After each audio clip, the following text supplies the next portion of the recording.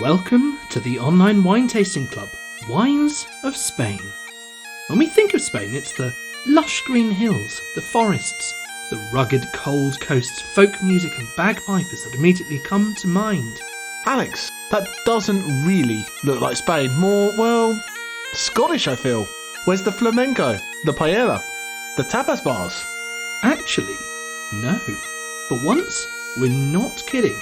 Because this is Galicia in northern Spain, traditional home to the Celts, and they have been playing the bagpipes since the mid-1300s, several decades before they arrived in Scotland.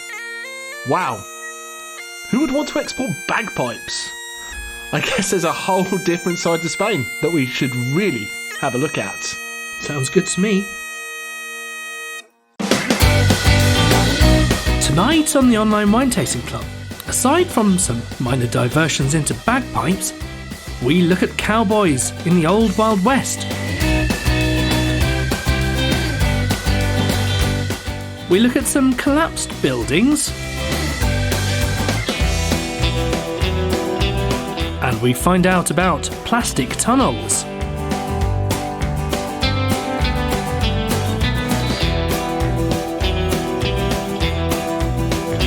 Whether you prefer Blanco or Rojo, it's time to learn a bit more about the wines of Spain with the Rediscover series.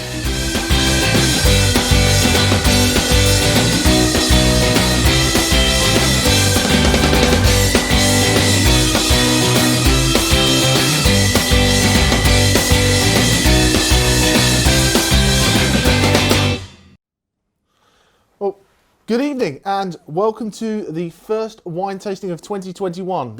Seems to be the sequel of 2020 that nobody asked for. So apologies for being a couple of minutes late. Our internet decided it wanted to go into lockdown at about 10 minutes to 8 this evening. So we've been running around like headless chickens trying to get these things. So obviously the online wine tasting club needs the online bits is sometimes helpful. So my apologies for that. So I think what's very important is we should probably get wine number one into the glass because we're here to drink. That's what it's really all about. That's right. And wine number one has been rescued from the back of your grandfather's drinking cabinet, and it's been sat there since the 1950s. And it's a sherry, but we hope that this is going to be quite interesting. Sherry's a bit technical, and so we're going to go into a little bit more detail than we perhaps normally do, just to try to explain what all these different kinds of sherry are and why they're different from your Crofts or your Taylors. And so bear with us. We'll try to make it nice and easy. And any questions, fire them into the chat. Caroline's there. She's got a diploma in wine, and she'll be very helpful to all of that. Otherwise, we're going to have a great selection of usual things, and we're going to crack on with the video. Well, before we dump into the video, you're getting too excited. He's too excited. So, little tour of Spain. We're going to start where we start, go up and around, all these kind of things. But we're going to do two whites side by side. So if you've got a couple of glasses, grab a couple of glasses. So we're going to do the sherry, then we're going to do the two whites side by side. And then in the second half with our reds, we've been set a challenge where once again you should pick my wine because that's what's important and not pick Alex's. But once again, that's going to be two wines that go side by side again. So that's kind of where we're going to go. Once again, it's your club. Have fun with it. If we're talking too slowly and you want to drink more wine, shout. We want to drink more wine. And if you want some more techie bits and pieces, go from there.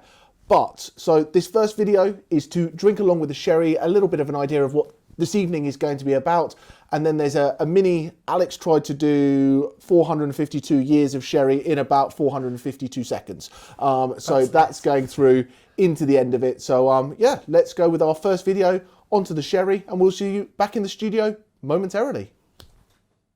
Far too many of us Brits think of Spain solely in terms of the Costa del Sol, beautiful sunny beaches, paella and sangria. There's no doubt the appeal of its magnificent climate with, on average, 320 days of sun every year, plus 160 kilometres of picturesque coastline. From the jet-set clientele of Marbella through to some of the first large-scale tourist resorts in the world, it can be either one of the cheapest or one of the most expensive destinations in Europe, but there's a reason why more than 12 million people visit every year. Back away from the coast, and the country takes quite a lot to beat it. Like its neighbour Portugal that we visited last month, there's a startling range of landscapes. Starting in the north, the majestic Pyrenees mountains bring water to much of the country. looking at parks like Picos de Europa, you could be forgiven for thinking you were in Switzerland. On the coast itself, you could even be mistaken for thinking you were in somewhere like Ireland. Moving on south, we pass through Don Quixote country, La Mancha Castile, with its famous windmills, all the way down to the iconic deserts of the south, such as Tabernas and Cabo de Gato, which looked so astonishingly similar to Arizona that they've been used for years as a film set for Wild West movies, the spaghetti or paella westerns. Getting closer still to the Costa, the warmth makes Spain one of the largest producers of fruit and vegetables in Europe, if not the world. Vast swathes of the land, more than 100,000 acres, are covered in an ever-growing sea of polytunnels and greenhouses, growing produce all year round, which we now take for granted. It's not pretty, but it is effective. When it comes to this weather, if you compare Seville in the south to Santander in the north, the difference is dramatic. Seville has nearly twice as many hours of sunshine each year, and the average temperatures are 15 degrees warmer in the summer. But that unrelenting heat, which makes it so good for most fruits, is not so good for many wine grapes. They ripen too soon and lose the acidity as they just don't get a chance to cool off at night and develop the best flavours. So you need to pick the right grape and the right style of wine for the right region. When it comes to winemaking, Spain has a long history with many stories, but it's only been in recent decades that their top wines started being held in the same regard as some of the best of Italy or France. In this episode, we're going to share a little of this history, tour some fantastic regions, and taste maybe some slightly lesser known wines. Arguably, Spain's most famous region is Rioja, but as we're doing an entire masterclass on that next week, this time we're going to leave it and take the opportunity to find out what else Spain has to offer. Spanish winemaking generally is thought to have dated back to around 1100 BC when the Phoenicians founded the trading post of Cadiz in southern Spain, and that is where we start our tour tonight. But many archaeologists believe that wine grapes might have been grown as much as 3,000 years earlier. Over the following centuries, the Carthaginians and then the Romans developed all the winemaking techniques across Spain. But when the Moors took over in the 8th century, creating the stunning Arabic-inspired architecture that dominates so many Spanish cities, a general decline in winemaking started. And it didn't start to recover until the Reconquista of Spain 400 years later. Because of its heat, Spain was very good at making higher alcohol wines, as well as the eventual advent of fortified wines such as sherry. This allowed the wines to travel well, and Spain began a tradition of exporting that continues to this day. That led to massive expansion during the 17th and 18th centuries to Spain's colonies. In the second half of the 19th century, Spanish winemakers boomed, as France's vineyards had been decimated by the bug phylloxera. French winemakers went as far as buying in Spanish wine in bulk to bottle in France, something that even continues today, much to the annoyance of the southern French winemakers. But 160 years ago, it was the French winemakers who crossed the border and brought with them more advanced winemaking techniques, which greatly improved the quality of Spanish wine, especially in Rioja. Following this, many experts moved on from Spain to seek their fortunes elsewhere in the world. Those who stayed replanted and changed the face of the vines grown. Countless old varieties were lost in favour of more uniform and more productive selections, such as those used in Cava. Things were going well. Too well. Along came war. First the Spanish Civil War, and then almost immediately afterwards World War II. Naturally, this impacted the wine production, and things went downhill badly. It wasn't until the second half of the 20th century that another quality revolution started. The vintage of 1970 put Rioja and Spain back on the map of the wine world. After the death of dictator Franco in 1975, winemakers started to introduce more scientific and clean winemaking. New, young, globally educated winemakers have transformed the scene completely. The consistent quality of these new wines has led to Spain being one of the top 3 wine producers in the world. But in addition to the ability to produce lots of wine, every year we see more singular, iconic wines emerging, showing that Spain is readily capable of finesse, in addition to creating well-priced wine for the masses. So, over the next hour or so, we hope to give you a snapshot of the diversity of Spanish winemaking, the grapes, climates, landscapes, history and the culture. We will see the historic centre of Jerez, the rolling vineyards of Rueda, coastal Rias Baixas in Galicia, the home of some of Spain's most expensive red wine from Ribera del Duero, before finishing in the mountains of Priorat. But first, it's time to revisit sherry. What has been languishing in blue bottles at the back of drink cabinets since the 1950s is starting to see a quite dramatic rediscovery, with sales up 40% this Christmas alone. One of the sneaky favourites of many wine experts, sherry covers a huge range of different styles. First of all, what is sherry? On one level, it's just the English name for wines from the region around Jerez in Andalusia in the south of the country. It's generally made from Palomino grapes, but occasionally a few others like Pedro Ximénez. Here, it starts to get a bit complicated, so we've tried to make it as simple as possible. Bear with us. Now, sherry is a fortified wine, which means a bit of brandy is added to help preserve the wine. If you do that early enough, the fermentation stops and you're left with a little bit of sweetness. This sweeter style is what's most famous in the UK, but many sherries are completely dry, no noticeable sugar whatsoever. Most sherries are blends of wines made in different years, mixed together continuously in a big stack of barrels known as a solera. The final wines are taken from the barrels at the bottom, these are the oldest. Those barrels are then topped up with wine from the layer above, which is topped up from the layer above that, and so on, until new wine is added in the top. Why on earth would you want to do such a complicated, expensive and labour-intensive process? Well, it's all about adding complexity to the wine. This process can be found in other parts of the world, but its home is here in sherry. The other thing which really changes the style of sherry is how it's aged. Here, there are two different ways. In one, the barrel is left with a big gap at the top to give the wine lots of contact with the air. In the other, a special process is used called biological aging, where a film, known as flor, is allowed to grow over the top of the wine, protecting it from the air. It also adds its own unique flavours. So that gives us several different styles of dry sherry. From the lightest to the heaviest, we have the flor aged, like Fino and Manzanillo. We have a mix of the two different methods, with palo cortado and amontillado, and on the air-aged side, or oxidative style, we have oloroso. When it comes to the sweet sherries, the sweetest is probably Pedro Ximénez, which can be like drinking a glass of liquefied raisins, with a thickness not unlike maple syrup, especially when the grapes have been dried out in the sun first. Somewhere between these two styles is where the classics like Harvey's Bristol Cream sit. These will be a blend of mostly dry wine, such as Amontillado, with some sweet sherry added. Pale cream is the least sweet, cream is the sweetest, and medium is, guess what, right in the middle. That's all a bit much, right? Well, have a look at the glasses side by side, and it starts to make a bit more sense. The more contact with the air they have, or the sweeter they get, the darker they get. Forgetting the sweet wines, the lighter styles of Fino and Manzanillo are a great partner for seafood and tapas. As you move to Amontillado, try things like chicken or turkey, and for the Oloroso, you're into the territory of things that normally go with red wine like pork or beef. Mediums and cream wines work nicely with desserts or blue cheese, and Pedro Ximénez can be poured over vanilla ice cream to make an incredible sauce, or just drunk chill as a real treat. Not ideal for diabetics though. Tonight's sherry is from Bodega's Gutiérrez Colosía, and it's a Fino, so it is crisp and dry. It's been aged for at least 3 years under flor to protect it from oxygen, giving it this light golden colour and just a little hint of almonds. Now the vineyard is really close to the sea, so we'll head back to the studio and see what you guys think, and if you can spot anything that gives its location away.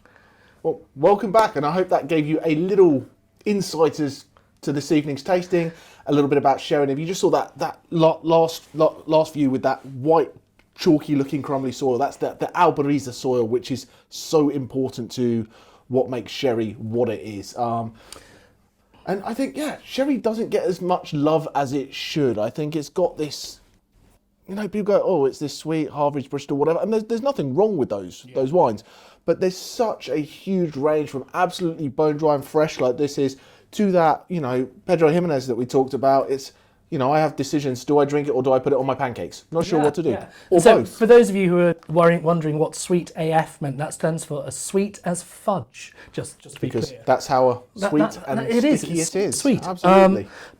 Yeah, it's a little bit overwhelming. Don't worry too much. When it comes to all this sort of food and wine pairings, what you should be remembering is that if it's got wings, then it's probably the in the middle one, the Amontillado, and if it's seafood, go with one like a Fino like this. Fish is Fino. Fish Fino, yeah. And not fish fingers. You can actually genuinely go for the Oloroso with your red meat, and that is quite a strange thing. I've read about this. I've tried the other pairings. I've never tried the red meat and Oloroso pairing, so I'd like to give that a go one day. Absolutely. It's got that richness, that nuttiness. I think it'd be absolutely fantastic. But wine geeks love sherry because wine geeks like to look for complexity. They like to look for a little bit of character from all the different years that come together in that Solera system, and all of these crazy, nutty characteristics when that comes from this weird film, this floor stuff that gives it that character. And it's relatively cheap compared to wines of that complexity and that quality. It's really good value for money. And absolutely, and there's great stuff to drink, lots of different styles, and that's what's important. There's not one sherry to rule them all, and maybe this is one that you like, or you go, oh, that's not really my thing. You know, there's lots of different sherries. What I'd say is don't make a blanket statement that I don't like sherry, because there's lots of different styles out there, lots of different producers, lots of great things. I'd like to say thank you for the lovely comments about my attire as we started, so thank you very much. In the chat. People said I had a beautiful attire. Nice. It's a decent top. I like it. It's nice, but it seems we've got back to a normality. It was a bit strange at the beginning, so this is probably much more what we're used to. So I mean, I am dressed. Thank you very much to Ian and Sheena who sent this in for me to wear and have got me dressed up as the Aztec zone from the Crystal Maze. But I like that. That's enough. We should like find out what people are you guys liking this? Is a very quite a different style of sherry to what you used to drink. You know, what used to come out once a year. Louis liking the shirt. Well, I'm glad we got the important things sorted. Yeah. Don't care for the wine, but the shirt's just what it's all about. But anyway, we should probably move on a little bit, shouldn't we? We should get into wine number 2 and wine number 3. Once again, if we're going too quick, tell us. If we're going too slow, tell us. Because we got a bit overexcited in Portugal and spent about 40 minutes talking about white port, and then thought, we've got 4 other wines to do in 20 minutes. Yeah. So what we're going to do here is we're going to do the next 2 stops on our tour. So we're going to do our white wines. I'll let you open yours while I do the introduction. Sure. There you go. You need to drink your sherry. So we're going to go up to Rueda, and that is the home of Verdejo, which is a very crisp, bright, fresh style of wine. Absolutely delicious. If you like a Pinot Grigio or a Sauvignon Blanc, it's a nice step to go in there. And this is Javier Sanz, who is a 5th generation winemaking winery there. Lots of little plots of land where they're able to pick different wines, depending on the acidity here and the richness there, to create some really cool wines. Then we're going all the way up into the north to Galicia, which you would have seen at that intro video with the green grasses, the mountains, the hillsides. And the bagpipes. And the genuinely, 50 years before the Scots had them. Exactly. They actually came from Egypt, so it turns out that who wanted to export the bagpipes? The Egyptians. I know they don't use them too much these days, so perhaps they did the right thing. But yeah, it's brilliant. There's this lively folk music scene. There's a real... And it's massively into its seafood up in that northwest corner because it's so close to the Atlantic. So, yeah, I think we should go and explore the northwest corner of Spain. I think there's a lot to see. Are we going into that, or do we want to do our wine news first? I think we should probably have a little bit of wine news, shouldn't we? Because so let's get sipping. Let's get sipping on these wines, 2 and 3, just so you can get a feel for what they are.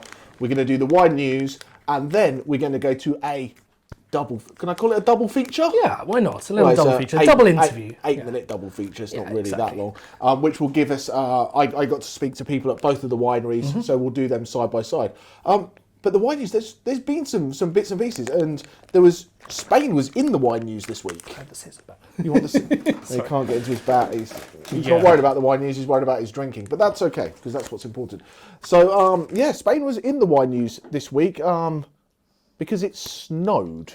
This storm Filomena, which has come in, or probably Filomena, but it has come in, and the rain in Spain stays mainly in the plain, you say, but this is a region which gets no precipitation at all. I mean, we've got a weather map of Spain, and it shows how these different regions are, but the whole of the northern part of the country is basically completely covered in snow. They're skiing through the streets in Madrid, which is pretty crazy. And but it hits Priorat pretty hard. And this rather sorry-looking state of affairs is the wine cellar of one of the really top producers, Val-Lach, and this has destroyed their entire last 3 years' production of wine. Everything that was in there has gone, which is really, really sad. No, amazing wines, and this is the thing when you look at any of these things that hit wineries, whether it's the wildfires, whether it's earthquakes in Chile and stuff like that.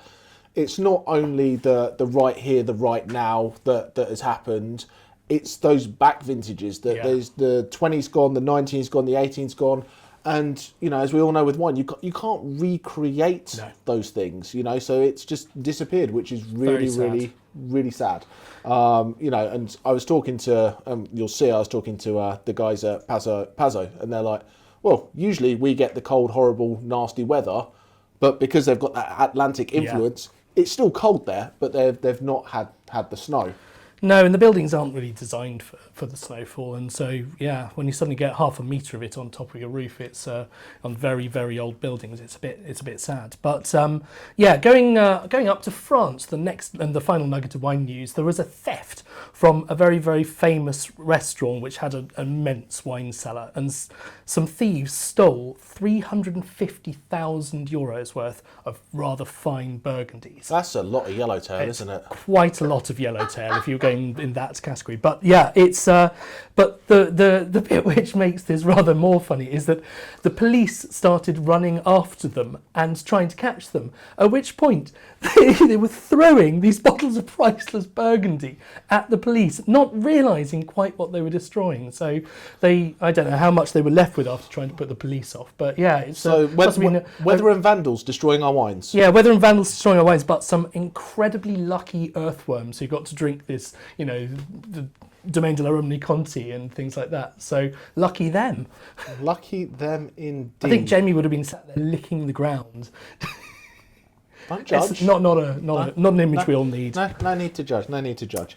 So, my last thing before we get onto these interviews, I should probably chuck a question out there, shouldn't I? Like we always do. And for those of you who are new and are just joining us for the first time in 2021, we've always put a little kind of quiz question in there just to, you know, see how it is. But what I realised is, for where you guys are phenomenal at tasting wines and knowing about wines and that, you're even better at Googling. So if I said how many Grand Crus are there in Chablis, everybody knows that on the internet.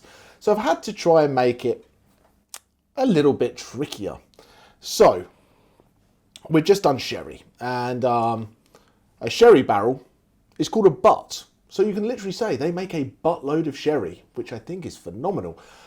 They also say the rain in Spain falls mainly on the plain. Did you know that? Apparently they say that. So.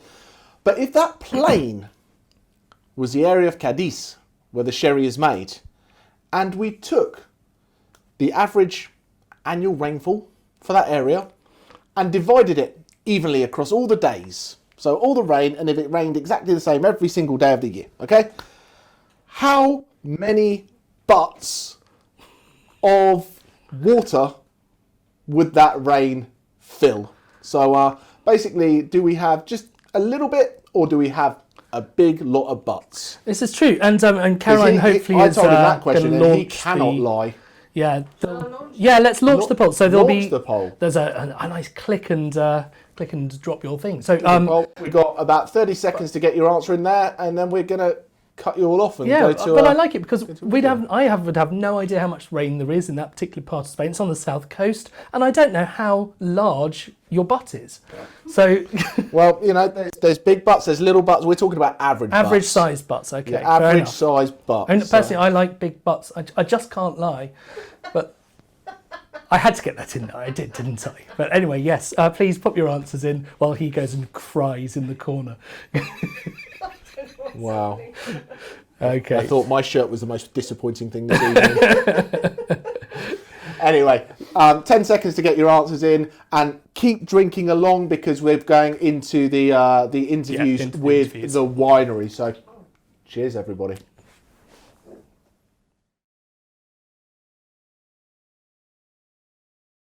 My name is Berta, and I am the export manager for Javier Sanz Viticultor, which is a family winery located in Rueda. We are in the northwest part of Spain, but we are like around 2 hours from Madrid. We are in a plateau in the region that is called Castilla León.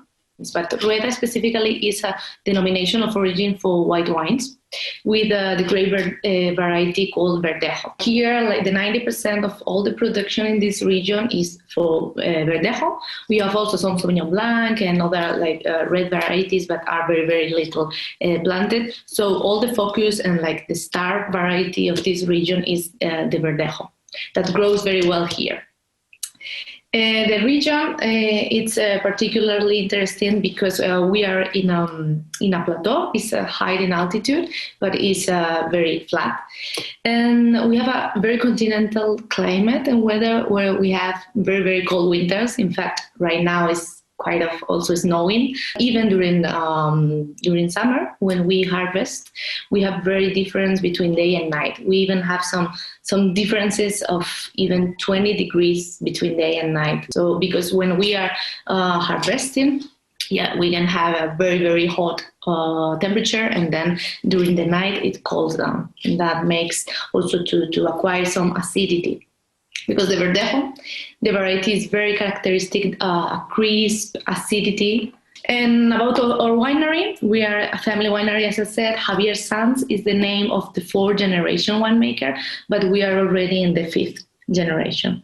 So it's one of the oldest family wineries located here in Rueda, making wine since the early years. In fact, one of our vineyards is a pre-phylloxera that survived the phylloxera, dating back to 1863.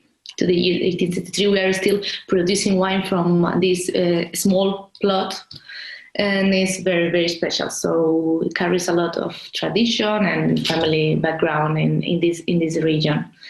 In our production, what we do is still the same, 90% of Verdejo, but we try to make different elaborations, like taking the variety, but investigating all varieties or different clones, making different blends. In fact, Javier has carried some research and studies to recover all varieties that were abandoned and old ones.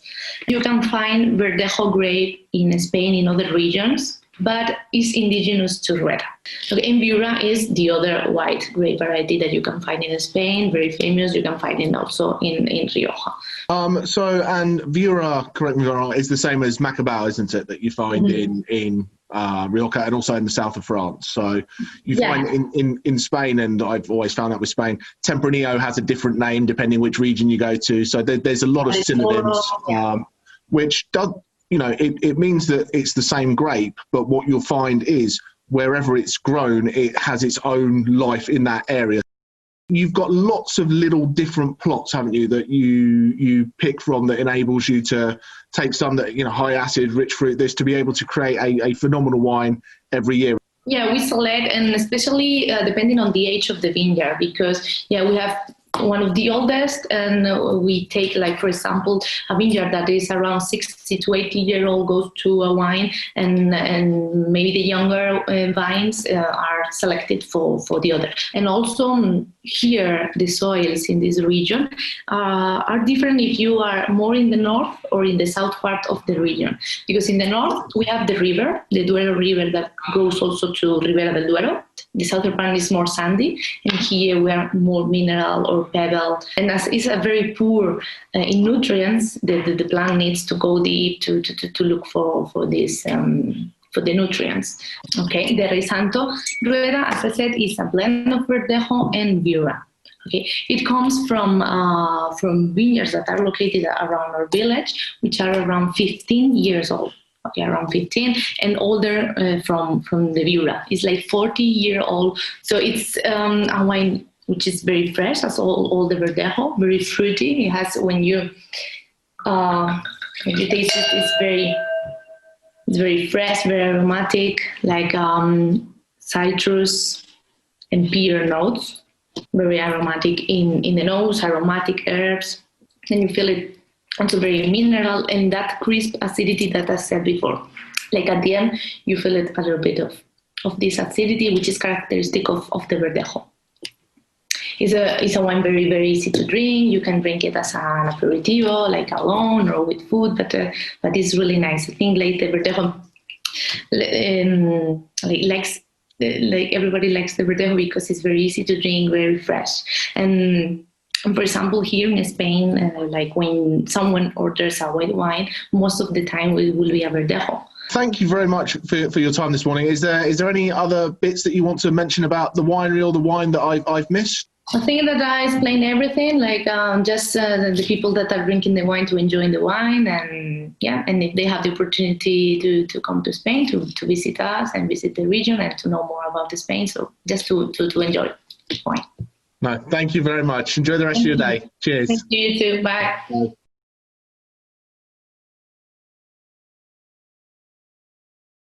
I would like to say hello to everyone, and I'm part of the family owners of these 3 wineries that we have in Galicia. We are located in the northwest Spain, just above Portugal. All our landscape are green. We are called the Green Spain. This is very important because we are basically in 95% of our production are white wines. And basically, we work with indigenous grapes. Let's start with the Albariño. This is that we have here, the Coral do Mar.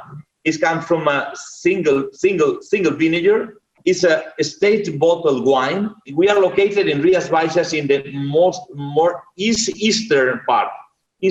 So that means that we have a little more difference between in the day and night in temperatures. So the average temperature will be a little higher than another part. This Albariño will be not so acidic as another one. So in this Coral do Mar that we have in this glass, you can smell here like the sea breeze, all the sea breeze, and also you can find on the nose the wine that is with the stone fruit character, with citrus. I would say this is the main profile on the nose, and on the palate you will see that is very well balanced, very elegant, and this the acidity is very well integrated. The wine is, as you can see, in stainless steel vats behind. First of all, we harvest all the grapes by hand, and then we make a cold maceration before pressing to extract the aromas from the skins.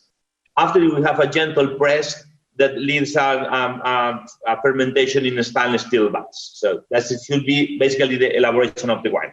Remember, this is a stone fruit character with citrus character, I could say. We also, a big difference that we have in the vineyard, we are all the Albariño we have planted on trellis system.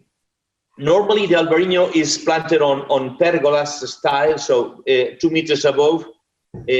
We have there in this case, this on the plots that are more close to the sea, because you have less humidity and less phytosanitary problems. You can say now we are more inland. You say that from the state this is more eastern part of Rias Baixas, so we can put down. So and then work in the normal trellis. The problem with Albariño, that is the average weight of the bunch is very small. Remember that, for example, a normal variety, all the people think about Tempranillo, for example, in Spain, the average could be around 400 or 500 grams per bunch. Here in Albariño, we're talking about 100 only. So this is very small and separate. So this means that to get a normal average per hectare of around 5 to 6 tons per hectare, you need a lot of bunches. So it means that you will have a lot of depth below the vine. Fantastic. No, it's beautiful. It's bright. It's fresh. It's got, lovely stone fruit character. It's got some great citrus notes to it. And what I like about Albariño is, yes, it's a new grape to a lot of people, especially in the UK, but it's not a million miles away from other things. So if you like a Sauvignon Blanc or you like a Pinot Grigio, this is a nice wine to try to get into something different. And I think it's absolutely lovely. It's more complex than a lot of those wines, but on one hand, you can sit and drink a glass of it quite happily, but also it's got enough about it that it would go very, very well with some food as well. Exactly. This is in the past, because in the past the people said that Albariño was like a clone or like from the Riesling, but the last achievements they say that genetically after the study they determined that it's a totally indigenous grape from Galicia. But it's something. It has something fresh with acidity, aromas, a lot of this citrusy, and it is a stone fruit character. I think it's totally definitely different. I think it's the top white Spanish variety that went into the UK, the US market, because people want the difference between Albariño, which is fresh and easy to drink wine. No, absolute pleasure. Thank you very much. Don't get too cold. Thank you, everyone. You went over what you were thinking the sort of dominant factors is, and these are both crisp, fresh wines, but quite different styles. And actually, if I were looking at them, the darker coloured one, which is the Albariño, yes, I would be expecting to have more richer sort of flavours. But actually, because of the Viura grape that's coming in wine number 2, which is the Rueda, I'd say that's got a slightly more rich flavour. So, yes and no. Can I say yes and no? I can say yes and no, because I'm going to say yes and no. So what we've got is, on my left-hand side, wine number 2, so the Rueda, the Javier Sanz. You've got Bodega in here, which is your bright, high-acid, crisp, fresh grape. So you get that lemon, that citrus, that grassiness, yeah? And then the Viura, which is about 15% in there, not very much at all. No, but that is the same wine as White Rocca that gives that richness and the roundness. It's almost, if you drink it blind, you could be forgiven for thinking it was almost like Chardonnay in style. So that's where you get this little, almost like baked and that, baked apple, that kind of texture, that maybe little hint of vanilla, and that's what gives that richness on the palate. So if you had it as 100% Verdejo, it would just be crisp, acidic, zippy-ness. And the Viura is what gives it that kind of texture, that baked apple, that Bosque pear kind of thing. So very crisp, very clean. But the texture is nice from the Viura. When we look at the Albariño, so the Albariño, two things that stand out with me is it's got a much more floral characteristic. The first thing you think isn't this zippy, fresh green, lemon lime. It's got this floral characteristic. It's got these stone fruits, the peaches, the apricots, almost a little bit of tropical in there. And also what I find in there, because it's as close to the sea as it is, it's almost got this little bit of savouriness because it's got this salinity from the ocean breeze coming through. So, if you, when you kind of describe these wines, you could use very similar tasting notes that you can go bright, fresh, crisp, clean, great acidity, and you'd be saying the same thing about both wines. We're talking about, wine number 3, and it's got this floral character, but also these stone fruits, peaches, apricots. But they make the point in the video, don't they, that a lot of people thought it was related to Riesling, but now they've actually done DNA analysis. And it's an indigenous grape. It's not. It's from Galicia. And that's what's cool about a lot of wines, and where technology has kind of caught up, that we were able, previously people were just making field blends and they had what they had and they had and they had and they had. And now they can actually see that they were making a wine thinking it was this, so they were doing that and getting a naff wine. And then they realised that, well, it was actually this. So they treat the grapes differently. They process them differently. They do different things with them. They age them differently because they actually know what they've got now, which is really quite cool. And that's why we're getting better wines again and again and again. Facebook. So can I throw in just a comment/question? Yes. From Heather, I think it is, who said, we actually think number 3 is a little lacking in strength of flavour. Are they missing something? No, see, that's quite, because that's what I was feeling by you generally see this quite, because you get colour and flavours from the skin of the grapes. You quite often associate a darker wine with a stronger flavour, and so I was quite surprised. For me, the flavour was a bit stronger, but this is the crazy thing about everyone's taste buds interpreting these things completely differently. So there isn't a right or wrong on this, they've just got very different profiles. And I think Albariño is one of these grapes that's just massively taking off at the moment, both in England and America. But I think, but back to the comment where that comes, I think a lot of the time, this wine has a lot of those floral and kind of like soft, round characteristics, so therefore doesn't feel high acid. And when we look at wines that we talk about the structure, we're looking at things that feel, whether they are or not, but feel high acid or high tannin or high flavour. This is, for me, it's mellow across the board. And so I understand the point in that. For me, I think it's great. I think it does a very good job of what it's supposed to do. But I also very much understand the point that you can go, it hasn't got that oomph in any one point. You don't go, oh, this is oaky, or this is high acid, or this is this. It doesn't have a like direction. You know, you can't put this and say that goes in that corner there. It doesn't. It kind of goes across the board, and therefore it makes it a very approachable wine for anybody. But it doesn't have like, boom, that's exactly where I would put it. You know, it's classic Albariño. It couldn't be anything else. But I completely understand that point. That's where we're at. Yeah, I'm impressed and surprised because we drink quite a few Bodegos. Like the guy said, and Berta said in the video, it's almost like the house wine for so many different parts of Spain, and it's a versatile, cool, easy drinking grape. But just that tiny little bit of the Viura gives it that white Rioja style, and it's two totally different styles of wine. But I think it's kind of a bit unfair putting them side by side against each other, but it's an interesting experiment. So yeah, I've been doing lots of experiments with my 5-year-old daughter the last few days, and it was the last few What, as to months. which wine she preferred? As to which wine, of course, absolutely. She's a connoisseur. What can I say? I haven't, just to be clear. You need to put a disclaimer on the website. But yeah, so that's wines 2 and 3. I can see there are still some really cool questions. So I think that's the story for the whites. So it's time to do some reds.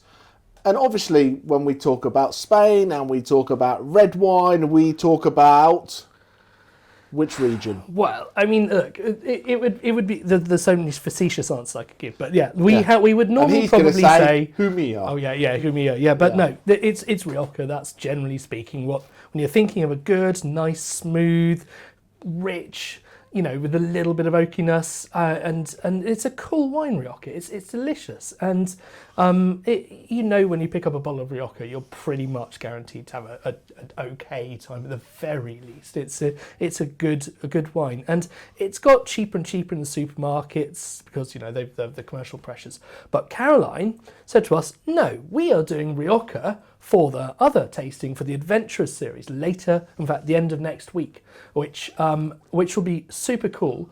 But since we're doing that then, you have to go out and find, for people who might like a Rioja, something different and new that you might not have tried. So that's where we set off and sharpened our pencils, and we've presented 2 quite different wines for you here tonight. But what we're going to do, instead of our usual take you on a tour of the world, I'm just going to talk you through the wine in the studio.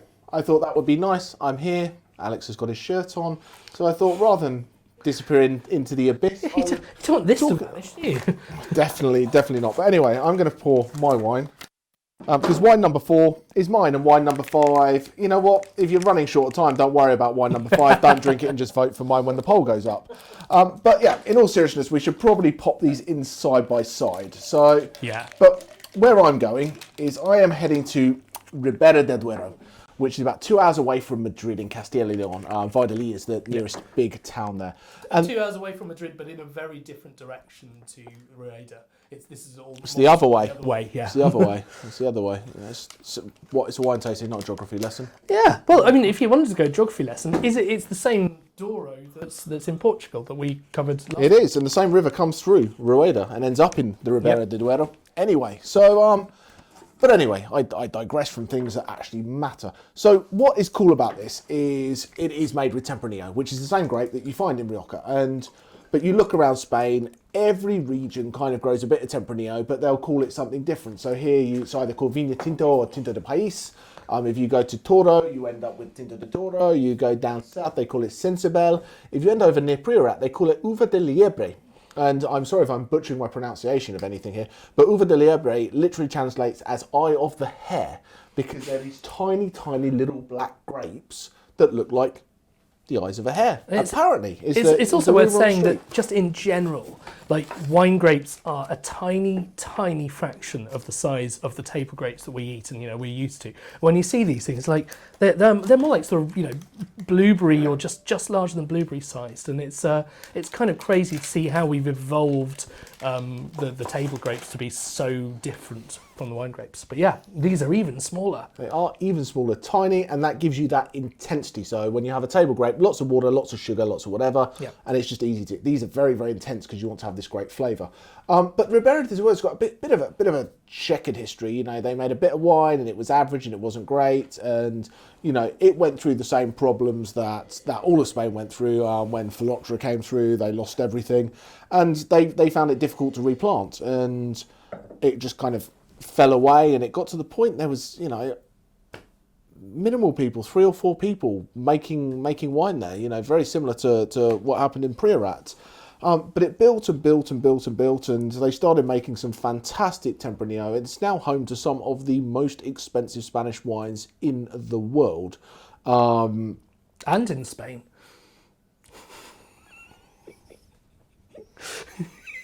He hates me. I can't wait till you start talking so I can talk over you. You know, I'm going to shut up and drink your wine. My chain of thought is gone now. Anyway, what was I talking about? So the best wine out of these 2 wines comes from Ribera de Duero. So 100%, that is good. 100% Tempranillo in this. They use American oak, so it's a very similar style to Rioja. It's got this richness, this roundness, absolutely beautiful. And what I generally will find, if we talk about the 3 main places that you're kind of finding Tempranillo grown in Spain, you've got Rioja, which is your classic. They use American oak, but they generally blend some other bits into it. You get some Manzuela, some Graciano, some Garnacha. So it ends up, you know, a little bit more, you get these cedar boxy, these kind of like tertiary flavours in there. We go to Toro, where they make Tinta de Toro, which is Tempranillo. They have this big, fruity, jammy, powerful style. And then Ribera, I just find, has this beautiful richness and balance. It's got great fruit, it's got this vanilla, it's got this clove, it's got this great roundness to it. But, you know, when we talk about the region and the different regions in Spain, and I'll do this very quickly because it's a bit geeky, but they get DO designation, which is the designation of origin, the same that you have an AOC or an AVA. It's a region that has certain things that, you know, you can only grow here and whatever. So Ribera didn't get its DO until 1982, which was the best year for anything to exist, to be fair. You know, all great things started in 1982, in my humble opinion. Sorry. I think the best things happened in 1979, and that we can come back to later. Oh, well, there we go. Are we picking birth year DOs? Yeah, apparently so. Apparently. Fantastic. That was the challenge. Pick a birth year DO. No. But, my word. But anyway, so what I've gone off it again. So yeah, anyway, you're talking about oak, yeah. I was talking about oak, but I was talking about 1982, and at that point there was only 15,000 acres of land under vine, and I think there was 4 wineries. There's now over 270 wineries now, in fact. 270 wineries and about 60,000 acres under. So it's growing. It's winning these awards. It's, you know, Vega Sicilia. It's got all these big name cult wines. And I think when you talk about prestige and cult for these very small production, Ribera wins Spain hands down. Rioja might have the history and the big wineries that people have heard of, you know, the Marques de Murieta, the Baronias of the world, but these really cool cult classics are coming from Ribera. But, you know, when we look at the tasting notes on here, lots of deep dark fruit, these kind of forest berries, black currant. But then it's got this roundness, it's got this vanilla from the oak, it's got this clove, it's got this spice.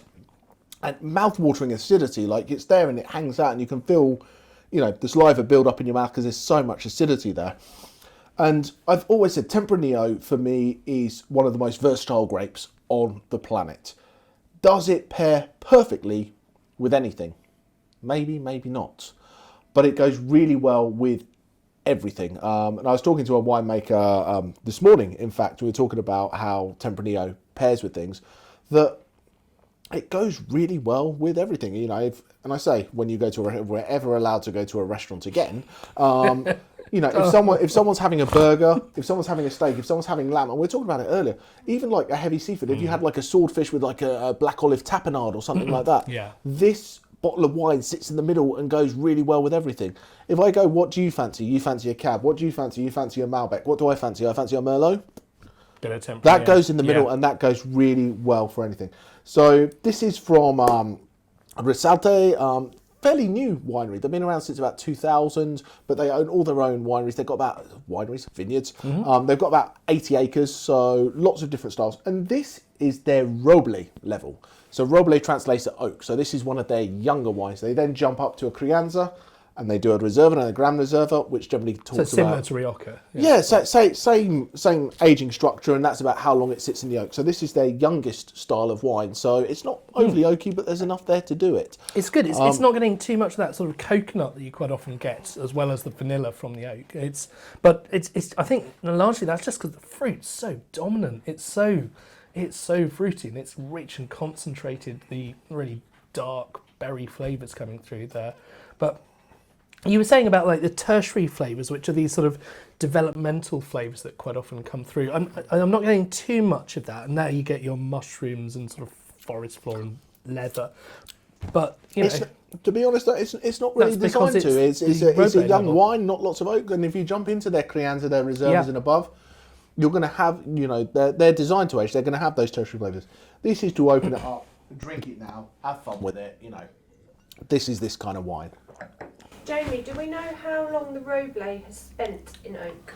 And is it old, new, French or American?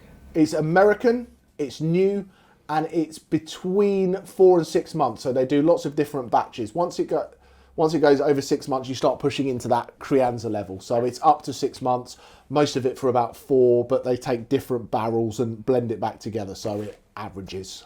Thank you. Okay a good question, yeah. That's a very good question. So I'm going to stop talking, and I'm now going to let Alex talk about his wine. Well, I think this is an absolutely fantastic wine. That was good. While Jamie's gone for another Tempranillo-based wine with his Ribera, I felt we'd done the Douro Valley last month in Portugal, so I wanted to try to take inspiration from Rioja's style instead, and head to one of my favourite regions of Spain, Priorat, which is near Barcelona in the northeast. That's Catalonia country. Wines from Priorat are rich and dark because of the heat. They have hints of vanilla coming from the oak, they have complexity and intensity, but are still smooth, not blowing your head off, just like the best from Rioja. Priorat is one of the most dramatic places that grapes are grown in Spain. On the slopes of a mountain range, nothing is straight, there's not much water about, everything is steep, the soils are loose and gravelly. Vines and the people who have to work them all struggle. Everything must be done by hand, carefully, on terraces cut deep into the rock. Winemaking here started when a group of stubborn French monks came over in 1194 and founded a priory, hence the name Priorat, called Scala Dei, and of course they brought their vines, equipment and knowledge. They looked at these rugged slopes and thought, well, why not? What else are we going to drink? Come the 14th century, Garnacha arrived, which is now synonymous with the region. The good times rolled, and it became an incredibly prosperous area, with 28,000 people living here, and the only thing they really made was wine. But by the late 19th century, 100 dark years followed with a cycle of decline and destruction. Demand and prices collapsed. By 1984, while much of the rest of Spain was booming, Priorat had lost 2/3 of its population. It was down to under 10,000 people. Only 3 wineries even bothered bottling their wine. Most of it was utter rubbish. It seemed irreversible. The region was doomed. But then, a miracle happened. All down to a Catalan winemaker called René Barbier. He moved in and saw the potential for something great. His main realisation was that costs in the region were inherently high. They just couldn't compete on making cheap wine compared to places like Australia where it's relatively easy to make it. They had to take a bit more care and try to see how good they could make it instead. In 1979, he released his first wine, a blend of Garnacha and Carignana with a touch of Cabernet Sauvignon. René took a punt, went to Paris and booked a meal at the restaurant with the most famous sommelier in the world at the time, Jean-Claude Jambon. He turned up bottle in hand and gave Jean-Claude a glass of the wine to taste. Puzzled but clearly intrigued, the somm came back to the table several times during René's meal and retasted the wine but was flummoxed as to where it had come from. René asked him if he would consider buying some for 1,500 pesetas. That's about £100 a bottle at today's prices. Jean-Claude ordered several cases on the spot, saying it was incredibly cheap for the quality. And that was that, the turning point. Priorat became the new hottest thing. From then on, the only way was up, and in 1999, a bottle sold for the equivalent of €5,000.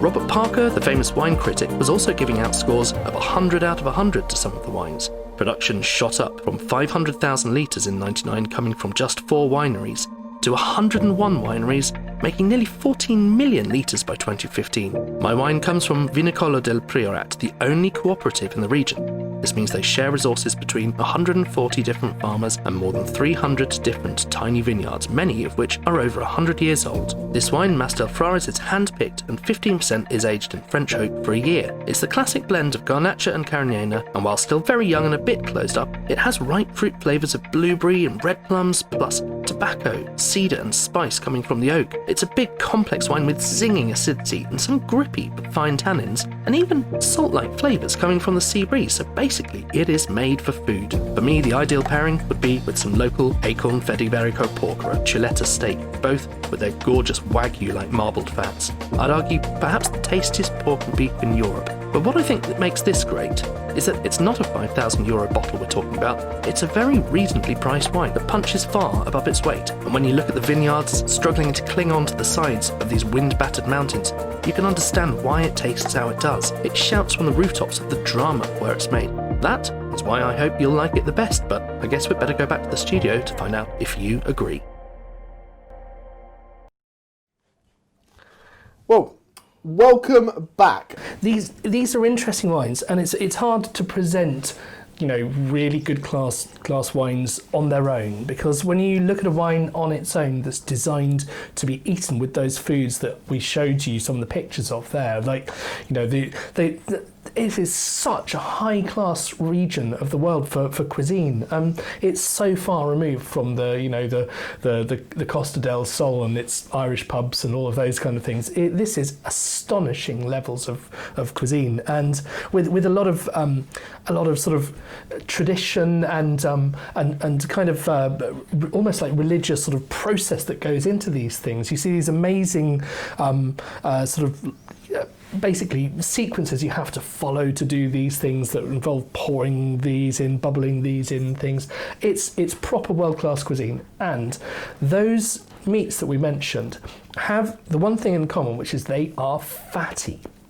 And when you have a fatty meat like your Iberico pork, Secreto, there are various different cuts of this stuff. It is brilliant, but it coats your mouth with this layer of fat, and you need something with a little bit of grip.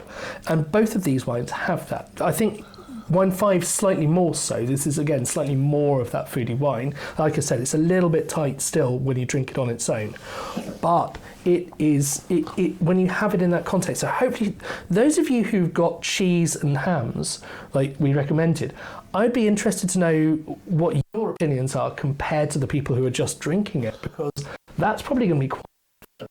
And I think that's the thing.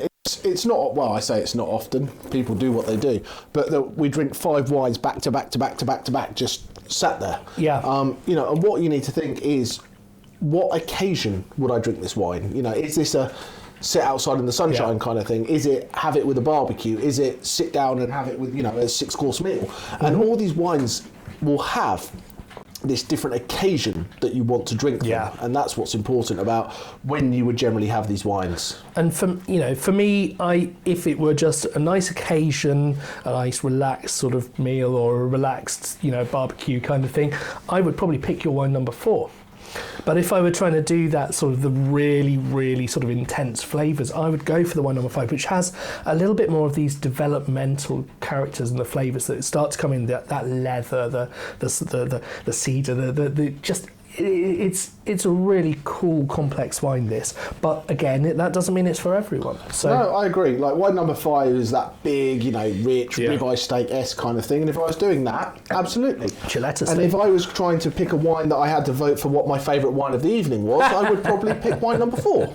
I think. And we've got our ideas of what's going to win. Well, we'll save that for now. But for now, let's put everyone out there, misery. If you just had to pick a red wine to go with a meal, and I'm not saying what you're eating or anything, would it be wine 4 or wine number 5? So can we launch the poll? I'm busy having a chat. Absolutely. Brilliant. So this is time for, I think, poll. No, other one. Other one. Yeah, that's the one. This one. Yeah, so this is just, do we go with Ribera or do we go with Priorat? And I think they've both got really cool stories. I can get up close and look at the screen, see where it's going. Oh, can you? Oh, it's good. Oh, it's close. What? That's crazy. It's 47, going 56, 46, 44. Oh, it's so tight. Oh my goodness. It's 20. It's 26 each. 10 seconds. No way. Oh, come on, vote for the Priorat. It's beautiful. End. It's so good. End it. No. Yes. You swine.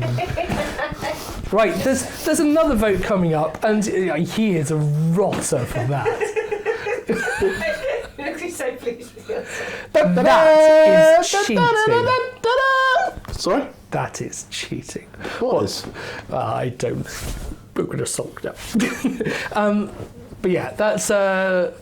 I love you all. You guys are fantastic. Please let me know what I can do to make everybody happy. But I'm glad it was tight. I'm glad it was a real contest, and I think if you looked at how much percentage of the time I was ahead there, I think I was ahead more of the time. That doesn't win, but it's useful. But being top of the league after 6 games doesn't do anything for you. We've got the last poll, which is just which wine of the night did you prefer? Now I don't think it's going to be either of the 2 reds, but let's see, shall we? I'm back on. Right. So yeah. Da-da-da.